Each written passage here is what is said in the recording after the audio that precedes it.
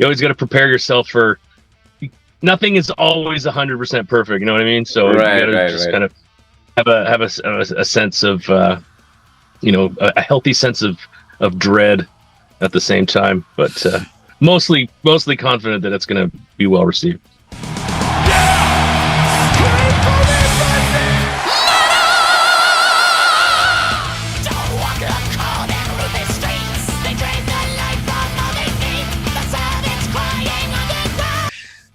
Cam Pipes, thank you so much for your time today. How are you doing, apart from being very, very busy and having to rush from one place to another? I'm not that busy. It's all good. I will be coming up though in the next bunch of months though with all the shows we've got planned. But yeah, I'm doing well. Thanks for having me. Awesome. Yeah, no, for sure. So a couple of months ago, at this point, I guess 10 months ago almost, you guys post a mysterious picture with lots of darkness on there. And then fast forward, tens of thousands of people see that post. Thousands of people like that post. Initial announcements of comeback shows in Vancouver sell out very, very quickly. When all that is happening and you see the traction and the buzz being created, was there a specific moment that you went like, because a comeback after 9 years can go both ways, right? So was there a moment that you were like, okay, we're onto something here? Well, speaking of 10 months ago, there was a whole many months before that the whole process really even started. And once we decided we're going to do these shows, the initial Vancouver shows, there's that. We had a plan like how we were going to announce it, and so there was all that anticipation. We were just couldn't wait to announce it. We were really excited because we were based on the the feedback we've been getting on social media, even during our absence of. We could see people were still wanting us to play again, even before they knew we were going to be. So we were pretty confident that there was going to be a really positive reaction to it. But still, like, there's still a sense of, anxiety about, how it's all going to go down, even with that initial teaser post. So for sure, all good, mix of good energy with, kind of a bit of pragmatism, being like, okay, if it doesn't go as well as planned, then, you always got to prepare yourself for. Nothing is always 100% perfect. You know what I mean? So you got to kind of have a sense of, a healthy sense of dread at the same time, but mostly confident that it's going to be well received. Also in some parts fueled by the fact that this is a different world 9 years later, and within this world, a very different music industry as well. Now, obviously, some members of the band have been extremely active still with bands that continued. Ash comes to mind, obviously. But the whole industry has changed like crazy in just the last few years as well. Like, was that when you guys were starting to talk, many moons ago about, hey, we want to do something? Was there a voice in the back of your head that's like, okay, but we better have the right people around us that know how to do this? I think it just started off with just kind of talking about it at all. Like, one day Justin called me up, and he'd been working on his band Ritual Dictates, which Ash does as well. And he'd been taking Ritual Dictates in some of it a different direction than their first record, and evolving constantly with his music to keep it fresh in his mind. But then he called me up and said, yeah, I've been writing more like real kind of true heavy metal stuff again. And it kind of hit him like, maybe we should maybe I should talk to the other guys about see if they want to do the band again, because obviously Justin was feeling like he might want to do that. And I'd always been open to the possibility, but had never discussed it with any of the other guys.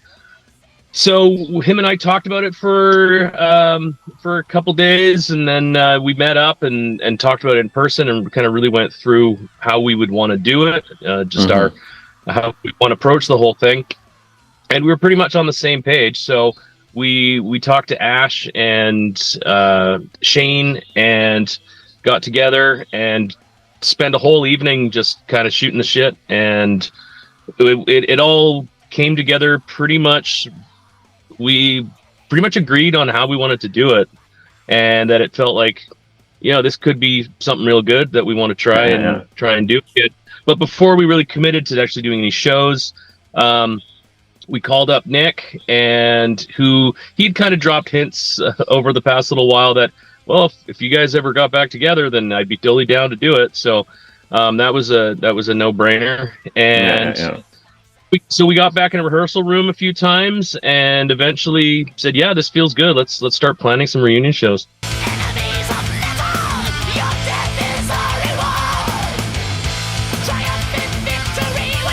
So I'm not going to even pretend that the fanboy in me didn't completely go crazy when you said, so Justin was writing new songs. So let's just go straight to the point. When can we expect the new album to come? It's pretty early to even think about that right now. We in between everyone's daily lives and schedules and our shows that we're doing this year. Ash is going to be pretty busy coming up, I bet, because I think Revocation's pretty close to finishing up a new record, so they're going to be pretty busy. We'll have to just see how the rest of the year goes and seeing how much time we can dedicate to rehearsing or getting in a rehearsal space that doesn't involve just getting ready for shows that we have planned. But we've briefly talked about the possibility of doing it. It's just a matter of being able to set aside the time to kind of hear some ideas that people have and start working on them. But maybe we'll start thinking about doing that next year, but it's really a little too early to tell. Yeah. All right. Now, you said something else that was really interesting and true. You said before the announcement came out, there were always people like the last few years asking, and every time you guys put out some new exclusive merch for one of the old albums, whatever, always people are like, oh, when you guys come and play back together. Did you when was that moment that hit you that people now also, maybe there's more people that get it now? Because I discovered you guys at the very beginning. I was still living in Belgium at the time, but you were very much on the radar. I actually saw you guys play in 2010 at Grass Pop Metal Meeting in Belgium. Okay, nice. But in those early days, you guys were like, nobody in the industry seemed to really know what to do with you guys. You were looped in together with Avenged Sevenfold and Trivium and whatever metalcore band was coming out. But in the last few years, not only through your legacy as bands like Unleash the Archers kind of took over from where you guys left off with mixing power metal and extreme metal together, and that's really taken off, but also we've seen this resurgence, especially in North America, for traditional heavy metal with festivals like Hell's Heroes and was it the Blades Festival, Metal Up the Blades, that's coming as well. Is today there just a better climate for 3 Inches of Blood than 20 years ago? Quite possibly. I mean, it's not really something we took into consideration when planning our comeback. But I was talking to Luna from Entranced, formerly of Holy Grail.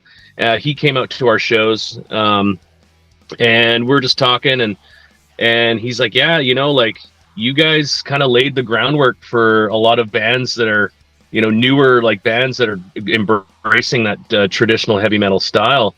Mm-hmm. And I was like, really? And he's like, yeah. It's like, and I mean, I did always kind of feel like we were out of place when we really kind of got going with touring and getting exposed with our first Roadrunner albums. And I did kind of feel that we sort of stuck out like a sore thumb, both stylistically and musically, compared to a lot of the bands that we were getting put on tours with.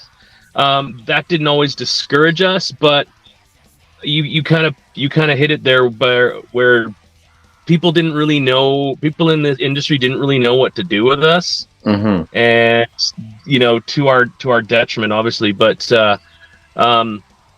I think just coincidentally, we've just kind of come back at a good time where traditional heavy metal seems to be more appreciated, and younger bands are gravitating towards playing that style, which is great to see, because now if we're out there planning some shows, then there's more than likely a band in a particular city that we can find that's like, started to make a name for themselves. Like, hey, that'd be a great choice for them to open the show, and so on. So yeah, it's just kind of a happy coincidence, I guess. It's not like we really planned it that way, but it's nice to see, and it's always great to be appreciated for sure, even if it's happening a bit later than we had hoped, right?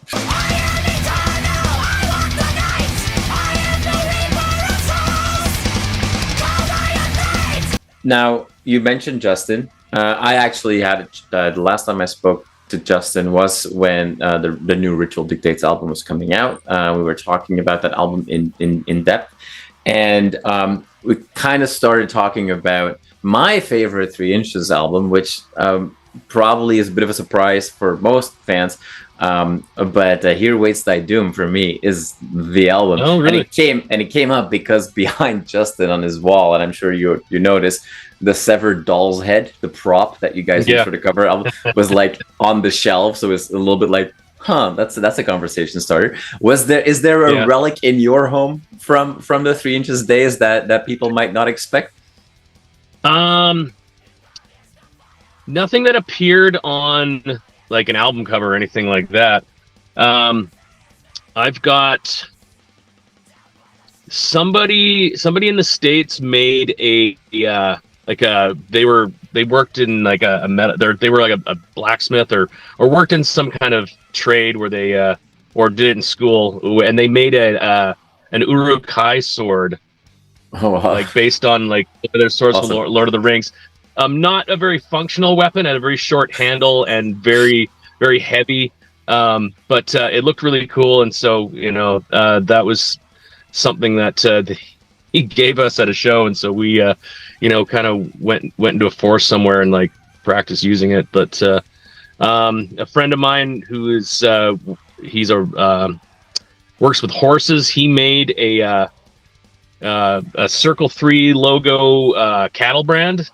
Okay. And he gave that to us, and I still have that. Of course, I've got lots of like posters and banners, backdrops, and stuff that I keep at my place.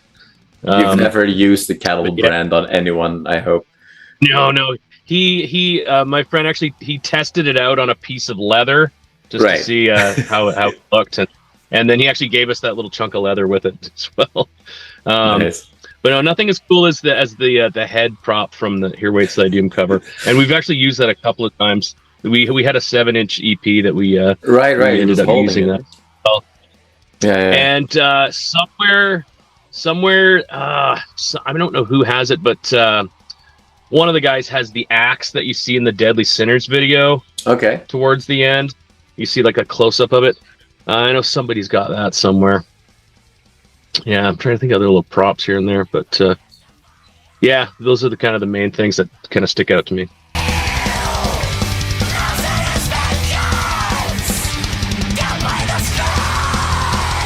I fear that I should not keep my fingers crossed to hear you guys play my favorite song, All Them Witches, and the live shows, because I haven't seen it for the reunion shows. Is there a song that for you that you made with the band that it's kind of like a forgotten song that never really made it into the set list, but if it was up to you and only you, it would be brought back? I don't have a favorite necessarily. I always like bringing in songs that are like deep cuts, songs that the fans wouldn't necessarily expect, but that they like. Little hidden gems, I guess. but like we're usually pretty open-minded as to what we're bringing into the set. And I mean, this year we're celebrating 20 years of Advance Vanquish, so the set is obviously very heavy on that. Right. But as we move into next year, we'll probably expand on bringing in more songs from the other albums as well, that we aren't already playing. But there's I always get asked, like, what's your favorite song to play live, and it's like I don't really have one in particular. I mean, there's ones that the fans kind of react like a little bit more enthusiastically to, right. But overall, I mean, just when you're up there, it's just like you're kind of in the moment, and sort of every song you gotta do your best to kind of deliver a good performance, and you got to be enthusiastic for all of them, Yeah, and yeah. I'm proud of all the songs, so that's not difficult for me. Yeah. Now, you said earlier that when the guys from Entranced came to you saying, like, hey, you guys were a big inspiration and to a lot of bands, and that you were like, oh, that I didn't really get that. How close are you following like the scene now? Because I mean, there's a bunch of bands. I mean, I'm obviously wearing an Unleash the Archer sweater, and those guys know you guys very well, and they've been very vocal about how you guys have been an inspiration. But when I talk to the guys from Vizikov, Eternal Champion, like, they all share that sentiment, and you can hear it in their music as well. Like, do you follow new bands coming up in the last few years, or not so much? Somewhat, yeah. I'm not super active on doing deep dives on YouTube and whatnot, and I don't follow a lot of music sites necessarily, but stuff will kind of pop up every now and then. I'll hear about a band and like I'll go check them out. Like, I was just randomly was just listening to my Apple Music one day, and I had a playlist on shuffle, and then when it ended, Apple Music just started playing songs that I didn't have in my library, and I was just like, oh, okay. So I started hearing a bunch of bands like that I'd never heard of before, like you mentioned, like Eternal Champion and Haunt, like Night Demon, bands like that.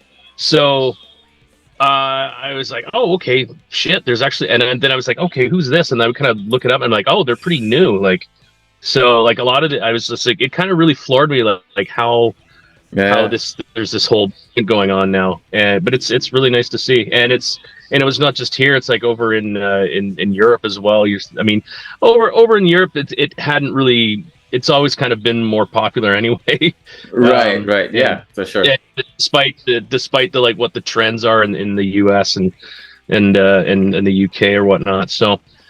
There's always been a little bit of that floating around, but now I think maybe they're getting a little more prominent because it is kind of catching on a little bit again, I guess you should say, over here.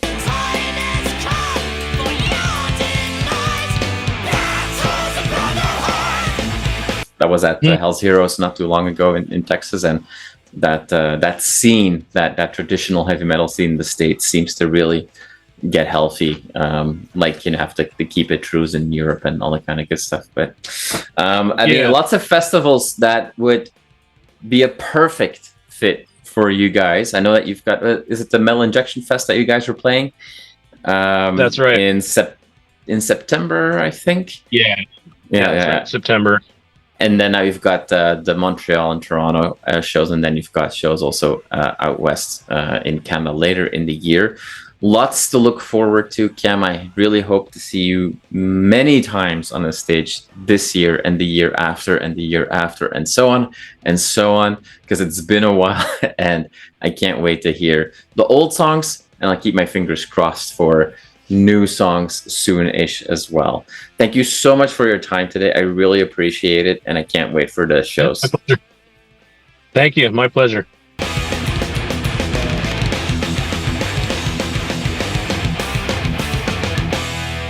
You are awesome for watching this video. Click right here to see more content like it and subscribe to the channel.